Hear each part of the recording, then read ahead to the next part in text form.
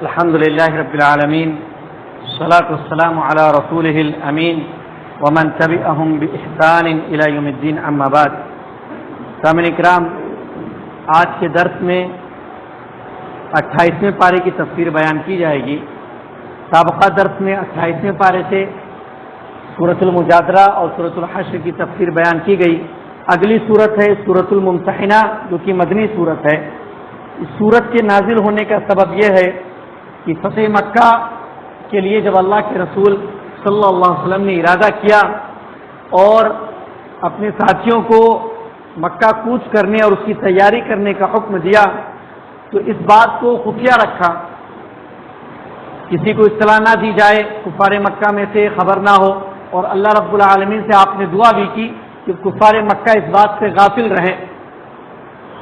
لیکن ایک صحابی رسول جن کے اہل خانہ بچے وغیرہ مکہ میں تھے اور مکہ والے احسان کر رہے تھے کہ ان کو اپنے پاس رکھے ہوئے تھے، تو انہوں نے یہ خیال کیا کہ اگر میں اس بات کی اطلاع مکہ والوں کو دے دوں، اپنے ساتھیوں کو، تو میرا احسان مانیں گے اور وہ جو مجھ پر احسان کر رہے ہیں تو بدلے میں بھی ان پر احسان کر دوں. حاطب ابن ابی بلتہ رضی اللہ تعالیٰ عنہ، جو کہ بدری صحابی ہیں، ایک عورت کو خط لکھ کر اور مکہ پر چڑھائی کرنے کی بات لکھ کر ایک عورت کو دے کر روانہ کر دیتے ہیں جو مکہ جا رہی ہوتی ہے. اللہ کے رسول صلی اللہ علیہ وسلم کو اللہ رب العالمین بطور وحی کر کے اطلاع دے دیتا ہے کہ بات ایسی ایسی ہے. اللہ کے رسول حضرت علی اور ایک صحابی رسول کو دوڑاتے ہیں اور وہ جا کر اس عورت کو پکڑتے ہیں اور اس سے وہ خط برآمد کرتے ہیں. تو معلوم ہوتا ہے کہ یہ تو حاطب بن ابی بلتہ نے یہ خط روانہ کیا تھا. ان سے پوچھ تاچھ ہوتی ہے، وہ کہتے ہیں کہ اللہ کے رسول، میں کافر نہیں ہوا ہوں، بلکہ بات ایسی ہے کہ میں چاہتا تھا کہ مکہ والوں پر میں کچھ احسان کر دوں تاکہ وہ جو مجھ پر احسان کر رہے ہیں اس کا بدلہ ہو جائے. تو بعد صحابہ کرام نے ارادہ کیا کہ ان کا قتل کر دیا جائے. تو اللہ کے رسول نے منع کیا اور اللہ کے رسول نے بات بتلائی کہ یہ بدری صحابی ہیں، اور بدری صحابی یعنی جنگ بدر میں انہوں نے شرکت کی، اور جنگ بدر میں شرکت کرنے والے تمام صحابیوں کو اللہ رب العالمین نے معاف کر دیا ہے، ان کی مغفرت کر دی ہے. تو اس طور پر اللہ رب العالمین نے یہ بات بیان فرمائی کہ ایسا کرنا مناسب نہیں ہے. اللہ رب العالمین کہتا ہے یا ایھا الذین آمنوا لا تتخذوا عدوی وعدوکم اولیاء، کیا ایمان والو تم میرے اور اپنے دشمنوں کو دوست نہ بناؤ. تلقون الیہم بالمودہ، تم انہیں محبت کا پیغام بھیجتے ہو. وقد کفروا، حالانکہ انہوں نے کفر کیا، بما جاءکم من الحق، جو تمہارے پاس حق بات آ چکا اس کا انکار کیا ان لوگوں نے. تو اس طور پر کافروں سے ایسی دوستی نہیں کی جا سکتی ہے. آگے اللہ رب العالمین نے ابراہیم علیہ السلام اور ان کے ساتھیوں کی مثال دے کر یہ بات بیان فرمائی کہ جس طریقے سے ابراہیم اور ان کے ساتھیوں نے براءت کا اظہار کیا کافروں سے اور ان کے معبودوں سے، ویسے ہی تمہیں بھی چاہیے کہ تم بھی براءت کا اظہار کرو.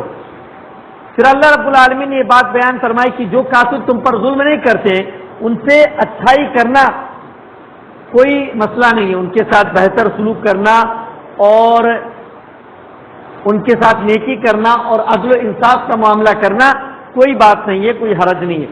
ہاں، ان لوگوں سے اللہ رب العالمین روکتا ہے جو دین کے سلسلے میں تم سے جنگ کرتے ہیں، تم کو تمہارے گھروں سے نکالے ہیں اور تمہارے نکالنے پر ان لوگوں نے مدد کی ہے. تو ان تولوہم، اس بات سے اللہ منع کرتا کہ تم ان سے دوستی کرو، ان کی مدد کرو.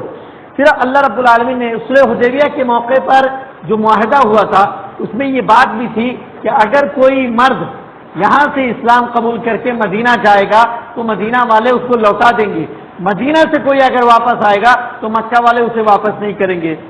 تو یہ بات ہوتی ہے. تو معاہدے میں مرد کا لفظ استعمال کیا گیا تھا، رجل کا لفظ. تو کچھ عورتیں، تو مرد جو آتے تھے اللہ کے رسول ان کو لوٹا دیتے تھے. یہ اور بات ہے کہ وہ واپس نہ جا کے ان لوگوں نے اپنا ایک گروہ بنا لیا تھا، مدینہ کے قریب رہنے لگے تھے. ایک گروہ بنا کر پھر وہ جو بھی کافروں کا قافلہ آتا تھا اس کو لوٹتے رہتے تھے. تو اتنے پریشان ہو گئے قریش مکہ والے کہ ان لوگوں نے اللہ کے رسول سے درخواست کی کہ ان لوگوں کو اپنے پاس بلا لیجیے. تو وہ اپنے پاس بلا لیے اس طور پر. لیکن جو عورتیں آئیں تو ان کے تعلق سے وہ آئے لینے کہ ہماری عورتوں کو واپس کر دو. تو اللہ کے رسول نے کہا کہ نہیں، معاہدے میں تھا کہ جو بھی مرد آئیں گے، عورت کے تعلق سے بات نہیں ہوئی تھی، ہم عورتوں کو واپس نہیں کریں گے. تو اس طور پر اللہ رب العالمین نے عورتوں کے تعلق سے احکامات دیے کہ اذا جاءکم المؤمنات مہاجرات، کہ ہجرت کر کے مومنہ عورتیں آئیں فامتحنوہن، تو ان کا امتحان لو. اللہ رب العالمین ان کے ایمان کے بارے میں زیادہ جانتا ہے. اگر تم ان کو اہل ایمان جانو تو فلا ترجعوہن الی الکفار، کافروں کی طرف ان کو واپس نہ لوٹاؤ. وہ ان کے لیے حلال نہیں ہے اور یہ ان کے لیے حلال نہیں ہے. ہاں کافروں نے جو خرچ کیا ہے وہ ان کو واپس کر دو، یعنی مہر کے طور پہ شادی کرتے وقت کافروں نے جو خرچ کیا ہے دیا ان کو، وہ واپس کر دو بیت المال وغیرہ سے. پھر اللہ فرماتا کہ جب تم واپس کر دو تو تم پر کوئی حرج نہیں ہے کہ تم جو ہے ان سے نکاح کر لو مہر دے کر. اور فرمایا وَلَا تُمْسِكُوا بِعِصَمِ الْكَوَافِرِ، کافر عورتوں کو اپنے پاس روکے مت رکھو، یعنی جو مسلمان ہو گئے ہیں وہ کافر عورتوں کو اپنے پاس نہ رکھیں. اس کے بعد جو صورت ہے سورہ صف ہے، مدنی صورت ہے. اس صورت کے اندر بنیادی بات یہ ہے کہ اللہ رب العالمین نے اہل ایمان کو مخلص رہنے کا حکم دیا کہ ڈاواں ڈول نہیں ہونا چاہیے. اللہ فرماتا ہے کہ یا ایھا الذین آمنوا لم تقولون ما لا تفعلون، کیا ایمان والو تم وہ باتیں کیوں کہتے ہو جو تم نہیں کرتے. کبر مقتا عند اللہ ان تقولوا ما لا تفعلون، اللہ رب العالمین کے پاس بڑی ناراضگی والی بات ہے یہ کہ تم کہو اور کرو نہ. بڑی بڑی ڈینگ لو، میں ایسا کروں گا، یہ خرچ کروں گا فی سبیل اللہ، جہاد کروں گا، اور جب کرنے کا موقع ہے تو نہ کر سکو. تو اس لیے وہی بات کرو جو کر سکو. پھر اللہ رب العالمین نے موسیٰ علیہ السلام اور عیسیٰ علیہ السلام کی مثالیں دے کر سمجھایا ان کے قوم کو. اور اللہ رب العالمین نے آگے چل کے یہ بات بیان فرمائی کہ اسلام غالب ہو کر رہے گا. یریدون ان یطفئوا نور اللہ، وہ چاہتے ہیں کافر کہ اللہ کے نور کو بجھا دے پھونکے مار کے، بافواہہم، اپنے منہ سے پھونکے مار کے بجھا دیں. حالانکہ اللہ رب العالمین متم نورہ، اپنے نور کو پورا کرنے والا ہے، گرچہ کافر ناپسند کرے. تو اللہ رب العالمین اپنے دین کو تمام ادیان پر غالب کرے گا. پھر اللہ رب العالمین نے ہمیشگی والے نفع والی تجارت کے بارے میں بیان فرمایا کہ هل ادلکم علی تجارت تنجیکم من عذاب علیم، کہ میں تمہیں ایسی تجارت نہ بتلا دوں کہ جو تمہیں دردناک عذاب سے نجات دے دے. اللہ کے رسول اللہ رب العالمین فرماتا ہے کون سی تجارت ہے وہ؟ تؤمنون باللہ ورسولہ، اللہ اور اس کے رسول پر ایمان لاؤ. وتجاہدون فی سبیل اللہ باموالکم وانفسکم، اپنی مالوں سے اور جانوں سے اللہ کے راستے میں جہاد کرو. یہ تجارت ہے اللہ رب العالمین سے. اللہ فرماتا ہے سورہ توبہ میں ان اللہ اشتری من المؤمنین انفسهم واموالهم بان لهم الجنہ، کہ اللہ رب العالمین نے مومنین سے جنت کے بدلے میں ان کی جانوں اور مالوں کو خرید لیا ہے کہ اپنی جان دو اور اپنا مال دو، ہمارے حساب سے انہیں استعمال کرو، بدلے میں ہم تمہیں جنت دیں گے. اس کے بعد سورہ جمعہ کا آغاز ہوتا ہے. سورہ جمعہ کے اندر یہ بنیادی بات یاد رکھیں جو مدنی صورت ہے یہ سورہ جمعہ، کہ عرب عام طور پہ جاہل تھے، ان کو امی ان پڑھ کہا گیا ہے قرآن مجید میں. اور یہود جو تھے وہ اہل کتاب سے کچھ علم تھا، اپنی کتابوں میں پڑھتے تھے آخری نبی کے تعلق سے اور ساری باتوں کے تعلق سے. اس لیے بعض یہود فلسطین وغیرہ سے ہجرت کر کے مدینہ میں آ کر بس گئے تھے، کیونکہ انہوں نے جو پڑھا تھا اس حساب سے مدینہ کے اندر نبی کا آنا طے تھا، تو ان لوگوں نے وہ نشانیاں دیکھ کر مدینہ میں آ کر بس گئے تھے. تو یہود جو باتیں کہتے تھے مشرکین مکہ اسے صحیح سمجھتے اور اس کے مطابق زندگی گزارتے تھے. لیکن جب اللہ کے رسول ان کے خاندان سے نہ نکلے، نہ آئے، آخری رسول نہ آیا، تو پھر وہ لوگ حسد کی وجہ سے اللہ کے رسول پر بہت ساری تہمتیں لگاتے تھے، جھوٹی باتیں کر کر بیان کرتے تھے. تو کفار مکہ اور دیگر مشرکین ان باتوں کو سچ سمجھتے تھے، یہ تو علم والے ہیں، کتاب والے ہیں، ان کو زیادہ معلومات ہے. تو اللہ رب العالمین نے ان کی حقیقت بیان فرمایا مثال دے کے مثل الذین حملوا التوراۃ، کہ ان لوگوں کی مثال جن کو تورات دی گئی، تورات کتاب، ثم لم يحملوها، پھر ان لوگوں نے اس کو نہیں اٹھایا، یعنی اس کا حق ادا نہیں کیا. کمثل الحمار، گدھے جیسی مثال ہے کہ ایسا گدھا یحمل اسفارا، جس کے اوپر بڑی بڑی کتابیں لاد دی گئی ہوں. تو گدھے کے اوپر کتنی بھی کتابیں ڈال دی جائیں کچھ فائدہ اٹھا سکتا ہے. تو ایسے ہی ان یہود کی مثال ہے کہ یہ جو ہے گدھے کی مانندہ کتابیں تو ہیں لیکن اس سے انہوں نے فائدہ نہیں اٹھایا اس طور پر. اس کے بعد اللہ رب العالمین نے یہ بات بیان فرمائی کہ جمعہ کی اذان ہوتے ہی فوراً مسجد کی طرف چلے جانا ہے. اور یہ قاعدہ ہے، یہ حکم ہے کہ جمعہ کے اذان کے بعد کاروبار حرام ہے. جمعہ کے اذان کے بعد تجارت کرنا، معاملات کرنا، یہ چیز حرام ہے. تو اللہ رب العالمین نے اس میں یہ بات بیان فرمائی. اس کے بعد سورۃ المنافقون جو کہ مدنی سورت ہے کا آغاز ہوتا ہے. سورہ منافقون مکہ میں جب تک تھے تب تک دو قسم کے لوگ تھے، ایک مومن ایک کافر. مدینہ جانے کے بعد تیسری مخلوق آتی ہے جو منافق ہوتے ہیں، اور منافق وہ ہوتے ہیں مدینہ والے رہتے ہیں، اللہ کے رسول اور ساتھی جب وہاں پہنچتے ہیں تو وہ سردار ہوتے ہیں، اکثر وہاں پر سردار ہوتے ہیں، یہ سرداروں کے ساتھی ہوتے ہیں۔ تو مدینہ پہنچنے کے بعد ایک اسلامی معاشرت، اسلامی حکومت قائم ہو جاتی ہے، تو ان کی جو سلطنت، روب و دبدبہ تھا وہ ختم ہو جاتا ہے، تو ان کو جلن ہوتی ہے۔ لیکن ابتدا ہی سے اسلامی حکومت ایسی ہوتی ہے کہ ان کی ہمت نہیں ہوتی ہے کھل کر مخالفت کر سکے، تو بظاہر یہ کلمہ گو ہو جاتے ہیں، اسلام لے آتے ہیں اور بظاہر نماز روزہ صوم و صلاۃ کے پابند بن جاتے ہیں، لیکن دل میں نفرت رہتی ہے، اور جہاں بھی اسلام اور مسلمانوں کو تکلیف پہنچانے کا موقع ملتا ہے پہنچاتے ہیں، اور اسلام دشمنوں سے ہاتھ ملا کر رکھتے ہیں۔ تو ایک موقع پر غزوہ بنی مصطلق سے آتے ہوئے غزوہ بنی مصطلق کے موقع پر کنویں پر جھگڑا ہو جاتا ہے، ایک مہاجر جاتا ہے اپنے اونٹ کو پانی پلانے، ایک انصاری جاتا ہے اپنے اونٹ کو پانی پلانے، دونوں میں جھگڑا ہو جاتا ہے، اور دونوں میں جب جھگڑا ہوتا ہے تو مہاجر اپنے ساتھیوں مہاجرین کو بلاتا ہے اپنی مدد کے لیے، اور انصاریوں کو بلاتے ہیں اپنی مدد کے لیے، تو اس طور پر جھگڑا بڑھ جاتا ہے۔ اللہ کے رسول کو اطلاع ملتی ہے، فوراً پہنچتے ہیں اور جھگڑے ختم کرتے ہیں، اور کہتے ہیں کہ میں تمہارے درمیان موجود ہے اور تم جاہلیت کی پکار رہے ہو، یعنی یہ چیز جاہلیت والی بات ہے، عصبیت والی بات ہے، حق بات ہونی چاہیے، کون صحیح ہے کون غلط ہے یہ بات ہونی چاہیے، میں اپنے والوں کی طرف داری کروں تم اپنے والوں کی طرف داری کرو، حق کو نہ دیکھو، یہ درست نہیں ہے۔ یہ ساری باتیں ہوتی ہیں تو رئیس المنافقین، منافقوں کا جو سردار عبداللہ بن ابی ہے وہ کہتا ہے دیکھا تم لوگوں نے، ان لوگوں کو مکہ سے آئے تھے، لٹے پوٹے کچھ نہیں تھا، ہم نے ان کو پناہ دی، اپنی زمین دی، رہنے سہنے کی جگہ دی، خرچ اٹھایا ان کا جو ہے، اور یہ اب ہمارے اوپر ہی چڑھ گئے، ہم پر جو ہے یہ چڑھ کر ہم پر ہی زبان درازی کر رہے ہیں، ہم پر ہی یہ بڑے ہو رہے ہیں۔ تو اس طور پر یہ باتیں ایک بچہ سن لیتا ہے، وہ اس کی غیرت ایمانی برداشت نہیں کر پاتی، وہ جا کر اللہ کے رسول کو اطلاع دے دیتا ہے کہ عبداللہ بن ابی نے اس طرح کی باتیں کہی ہیں۔ اللہ کے رسول جب عبداللہ بن ابی کو معلوم ہوتی ہے یہ چیزیں کہ میرے تعلق سے خبر پہنچ گئی، تو آ کر وہ اللہ کے رسول سے معذرت کرنے لگتا ہے کہ نہیں وہ بچہ ہے، اس نے بات سمجھی نہیں ہے، بات ایسی نہیں ہے، ایسا ہے ویسا، اس طرح کی باتیں وہ بیان کر کے اپنا معاملہ رفع دفع کرنا چاہتا ہے۔ اصل یہاں پر یہ بھی غور کرنے کی بات ہے کہ اللہ کے رسول اور ساتھیوں کو اس نے کہا کہ ذلیل ہے یہ لوگ، ذلیل و خوار لوگ ہیں، کیا ہے ان لوگوں کے پاس جو ہے، ہم نے پناہ دی، ایسا ہے ویسا ہے۔ تو عبداللہ بن ابی رئیس المنافقین کا جو بیٹا تھا اس کا نام بھی عبداللہ تھا، جب مدینہ پہنچتے ہیں تو اس نے عبداللہ بن ابی نے اس میں یہ بات کہی ہے کہ لا تنفقوا علی من عند رسول اللہ، کہ اللہ کے رسول کے پاس جو ہے ان پر تم خرچ مت کرو، کچھ بھی نہ دو، حتی ينفضوا، یہاں تک کہ وہ چھڑ جائیں، چلے جائیں۔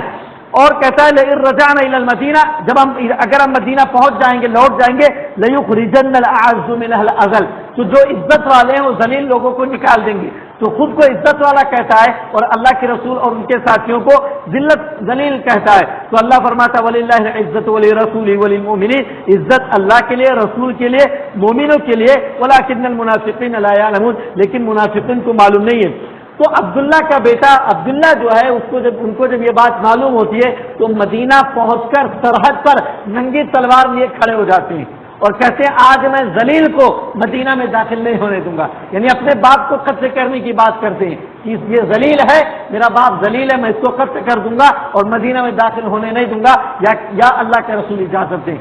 تو اللہ کے رسول مطلب معاملہ رفع دفع کرتے ہیں، کیونکہ یہ بات رہتی ہے کہ اگر ان کو بظاہر وہ کلمہ کو ہوتے اپنے آپ کو مسلمان کہتے ہیں، اگر یہ بات کی جائے ان کو قتل کروا دیا جائے، مارا جائے، اس لیے آپ دیکھیں گے کہ جب اما عائشہ صدیقہ رضی اللہ تعالی عنہا پر بھی جو بہتان لگایا گیا تھا اس میں پیش یہی تھا، لیکن اس کو سزا نہیں دی گئی تھی، جبکہ جو صحابہ کرام بولے بھالے انداز میں بھٹک گئے تھے اور وہ بھی ملوث ہو گئے تھے، ان کو سزا دی گئی، کوڑے لگائے گئے، لیکن منافق کو چھوڑ دیا گیا، کیوں؟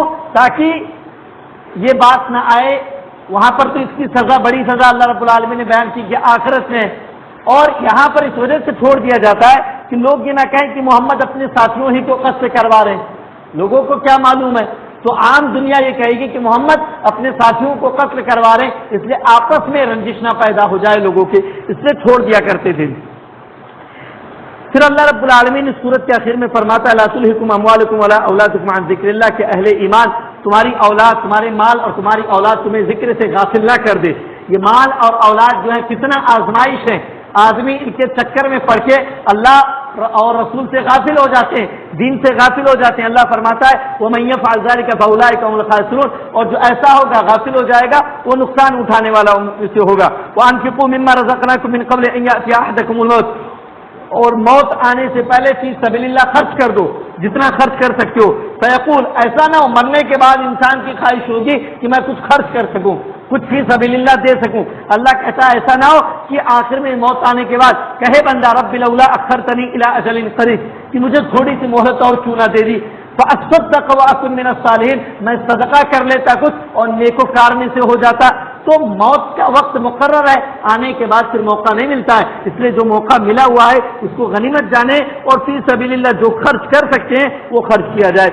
اس کے بعد سورۃ التغابن کا آغاز ہوتا ہے. سورۃ التغابن کے اندر بنیادی تعلیم ایمان کی، ایمان لاؤ اور اطاعت کرو. اور کافروں نے یہ جو بات کہتے تھے کہ یہ بشر ہم کو جو ہے ہدایت دیں گے، ابشر یہدوننا، انسان ہم کو ہدایت دے گا، تو ان لوگوں نے انکار کیا، روگردانی کی. اللہ رب العالمین ان سے بے نیاز ہے. اور ان کا یہ جو کہنا تھا کہ ہم دوبارہ زندہ کیے جائیں گے، تو اللہ رب العالمین نے قسم کھا کر یہ بات کہی کہ بلا وربی، ہاں میرے رب کی قسم لتبعثن، تم ضرور بھی ضرور دوبارہ زندہ کیے جاؤ گے. ثم لتنبؤن بما عملتم، پھر تم نے جو کچھ کیا ہے اس کی خبر دیے جاؤ گے کہ تم نے دنیا میں کیسے زندگی گزاری. اس کے بعد اللہ رب العالمین نے آخرات میں بیان فرمائی کہ ان من ازواجکم واولادکم عدوا لکم، کہ تمہاری بعض بیویاں اور اولاد تمہارے دشمن ہے، فاحذروہم.